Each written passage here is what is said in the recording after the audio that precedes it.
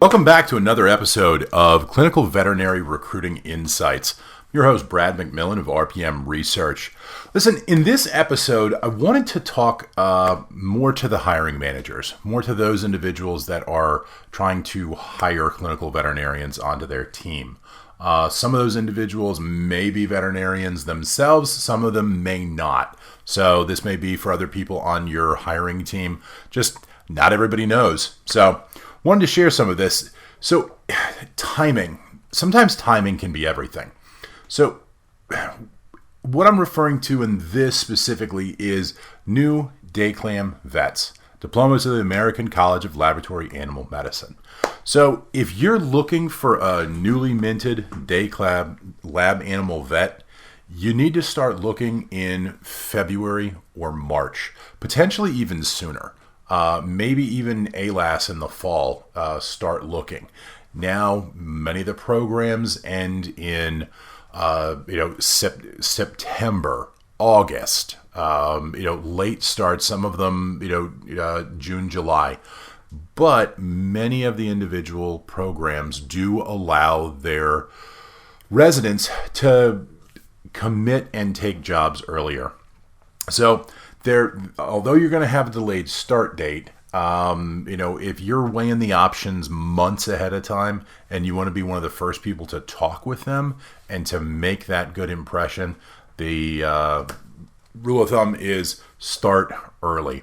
But if you're going to wait until May or June, you're going to get left behind as an employer, and they're just much farther along in somebody else's process. So, number two, see a lot of veterinarians out there that have gone into the MPH, getting a Master's of Public Health. And there certainly are exceptions to this rule, but many of them that I have talked to are more interested in impacting public policy rather than hands-on clinical medicine. So like I said, there are some exceptions, but as you're searching around, as your team is looking, as if you were a sourcer, recruiter, researcher, whatever the case may be, take caution and look twice when you see somebody with a DVM MPH. They may be more interested in some sort of regulatory role. Now, best way to know, ask them. Number three, foreign DVMs. So all DVMs are not created equal in the eyes of regulatory bodies, of course. So there is the PAVE process, NAVALE process, ECFVG program. God, Brad, that's a lot of acronyms. I get it. But listen, just because you see DVM on the resume does not mean that person can meet the regulatory requirements for your lab animal facility. So there are a great many veterinary programs across the globe. Do your homework and make sure someone can secure a state veterinary license if you need them to work in a full veterinary medicine capacity. If you need them signing off on health certificates, they need to have a state license. If it's privately owned animals, then that's a different story as well. The AVMA has the ECFVG approved colleges list. It lists all the colleges by the foreign colleges and universities by country that are allowed and will allow people to sit for some of the NAVALE process. Basically, a lot of the vet programs are considered almost bachelor type level programs. And at the minimum, some of them you have to almost repeat your fourth year of veterinary school before going on to sit for your exams. So that's why it's going to be so important to look and see where people are coming from. Additionally, on that list on the AVMA website, it also shows the accreditation dates, and you've got to be a little cognizant of that. If somebody went to the right school but at the wrong time, then they're going to have issues as well. So it's another place to check if you see that somebody graduated from a foreign veterinary university, and what would it take if you need them to get a state license. Now, you will see sometimes that foreign veterinarians looking to get into the research and development will go on and get a master's and PhD rather than getting a U.S. state license for myriad of reasons. But that can be more on the PhD researcher side, on actually doing the drug research, drug development, drug discovery side. So these are very powerful players if you're looking for the dual veterinarian study director, principal investigator individual, but you do not need the state health certificates. So check for the link in the comments section. I'll put in the AVMA link where you can check that out. In talking with a number of individuals, a number of lab animal veterinarians, they want to put the lab in lab animal vet. Go figure. So they want to feel like they are attached to the science, and even though many times they are not directly participating in a study design from soup to nuts, they're not performing the function and action of a study director.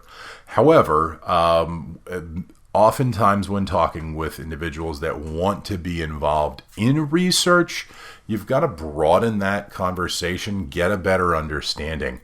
Research can come in a variety of forms. So it can be behavioral research, enrichment research, or sometimes input on some of the study design. So there's a lot of different ways that there can be research, publicized research.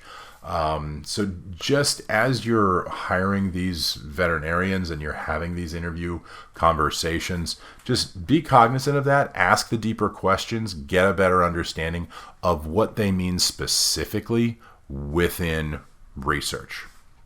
So, we have had luck in crossing fields and cross-training some of the veterinarians.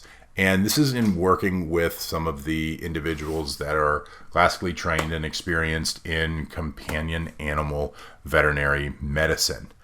And just as we know and we talked about in the earlier episode, there's not as many veterinarians on the market, period.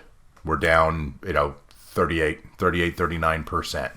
And everybody seems to need more now than they did before. So it's creating an issue, and that is no stranger in lab animal medicine. So depending on your position, depending on your needs, you may look at hiring and training and bringing on individuals that are coming over from the companion animal side. And some of the things that can be important or conversation topics with those veterinarians, some of them are tired of dealing with animals, the two-legged kind. They're tired of dealing with pet owners, spoiled clients, people yelling at them, dealing with insurance, paperwork, all of just the headache nightmare stuff, and they're really not able to focus on some of the medicine aspects. So ask and probe that question. So they do want to work with animals, but they just don't want to work with the day-to-day customer service issues and things like that come with private practice. So some of them are open to lab animal medicine. They've just had very little experience in it, and some of them think that they need extravagant means of training. Not everybody needs to be DACLAM boarded to go into lab animal medicine. It's incredibly helpful, and if you want to lead and if you want to change policy, I highly recommend having one in your organization. However, not every single veterinarian that you have needs to be DACLAM boarded. So, it's generally incorrect to assume that because a lab animal vet has not worked with hands-on with a specific species, that they can't adapt. I've heard before, well, this individual has not worked with primates before. When as long as somebody is there to help guide, teach, mentor, instruct, it comes back. A lot of this medicine was taught to them, and they see these things day in, day out, within their training, and it comes back. They just need to be able to keep that open mind, and so do you as the hiring manager and as the hiring team. Having a strong team and seasoned leader is certainly helpful with this. So it would be unwise to just throw somebody in from companion animal into lab animal without any sort of training, guidance, or a good, strong leader. So at one point or another, a large number of veterinarians have worked at Banfield or VCA or some of the very large corporate veterinary organizations. But that does not mean that they're not interested in exploring lab animal medicine. Many of the people in lab animal medicine, to keep some of their skills sharp, still work at some of these private clinics, and sometimes they just love to do it. Banfield and VCA are massive organizations across the U.S. When I first started seeing that, I didn't entirely understand the dual nature there. So if you're seeing that as their current job or their most recent or parallel, it's not something to be concerned about. It is certainly something to continue to have the conversations about, and can also hone and sharpen clinical skills. So it's actually a good thing. As we move on here, not all attending veterinarians are built the same. So an attending veterinarian, there are certainly regulatory requirements. There are certain regulatory needs, but the facilities that these veterinarians are working in are very different. It is very different to have an attending veterinarian over a facility that has 14,000 mice, as opposed to an attending veterinarian that has 14,000 non-human primates. There's just more bodies, more pieces, more moving parts. So as you're looking for somebody that has that AV title, look deeper as to where they are, what their background is, and are you just looking for that regulatory role? Are you looking for somebody that just was the sole leading veterinarian there? Or are you looking for that larger organization where you're looking for more of that associate director, lab animal medicine, who also then shouldered the AV title? So also, some AVs are not even on site, and they perform just purely more of a regulatory function than a true leadership function. Ad hoc, bolt-on AVs, it's not an uncommon thing. So the responsibilities just differ from facility to facility. So keep that in mind as you're looking through resumes and talking with people and writing requirements for your job descriptions. Let's talk a little bit about money. And it can be difficult to recruit clinical veterinarians that are in academic institutions right now.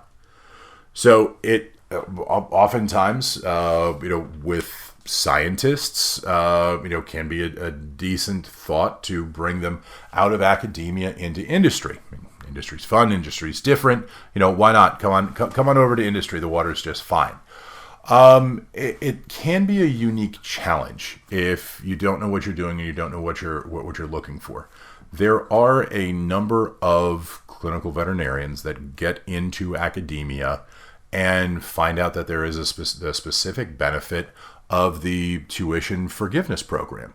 So if they're in the public service loan forgiveness program, they're in the private, staying out of the private sector, in the public sector for about 10 years, then their student debts are forgiven. They go away. And so when you're looking at the general population, you have to look at their backgrounds and time and grade. How long have they been at this? How close are they to their 10 years? because that's a lot to leave on the table. Now, within industry, some of the salaries can be higher, which can offset some of that to some degree. I have seen some clients where they are offering some of those programs to combat that, where they are offering tuition matching programs, where they match a X dollars amount of what somebody put in on a monthly basis, and that's really had some sticking power, and been able to turn some heads and bring people into some of the interviews. Relocation with clinical vets has been very interesting. You're looking to hire individuals that have love, care, and compassion for animals. And so sometimes you bring your work home with you. So some of the veterinarians, they have lots of animals at home. And it's not a problem if it's a small breed, or if there's one or two cats, dogs, something like that. That's normal. Where it becomes an issue is when you cannot secure a rental property as you're relocating due to the 5 furry companions, or then you need to rent a house, which can drastically reduce your options. So it's something to be cognizant of. I guess I need to look a little deeper into the HR aspect of how many dogs and cats do you have. So, there's also individuals that just don't want to work with certain species. So not everyone is excited to work with primates. So this has been a hard-learned lesson over a couple months, couple years actually. So just because somebody is interested in working with lab animals does not necessarily mean they're interested in working with all lab animal species.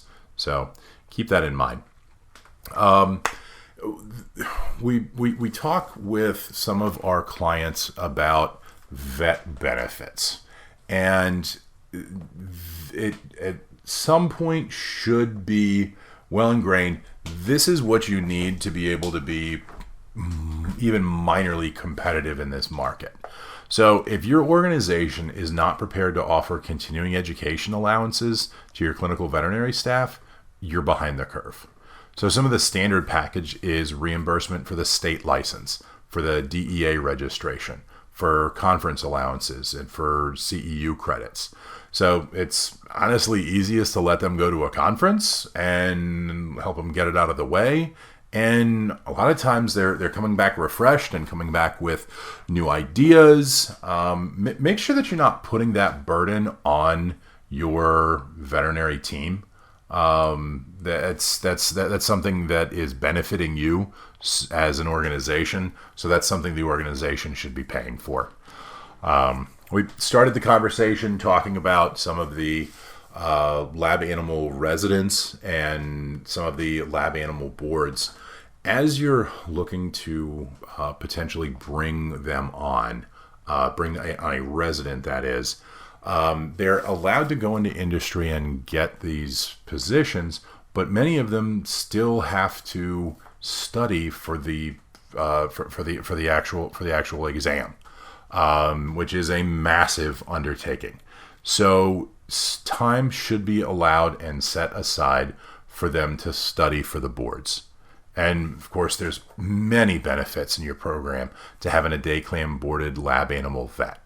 And once they pass the academic portion, there's a practical exam that comes around in sometimes September. It depends on when they start and what the program is.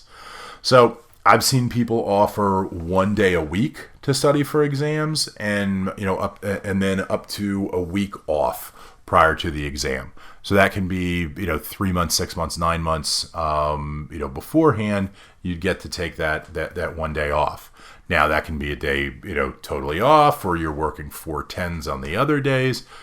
People have set that up differently, but give these people time. They've paid their dues and tuition in some instances, to let them study for the exam, especially in industry. So that's something that needs to be set aside. And honestly, if your program does not allow for this, someone else's does. So these are just some of the lessons I wanted to share with some of the hiring managers, some of the hiring teams, some of the other people in the hiring process as you're looking to bring on clinical veterinarians to your team. If there are other questions, you can always feel free to reach out to me. We can continue the conversation from there. But thanks for listening. We'll catch you in the next episode.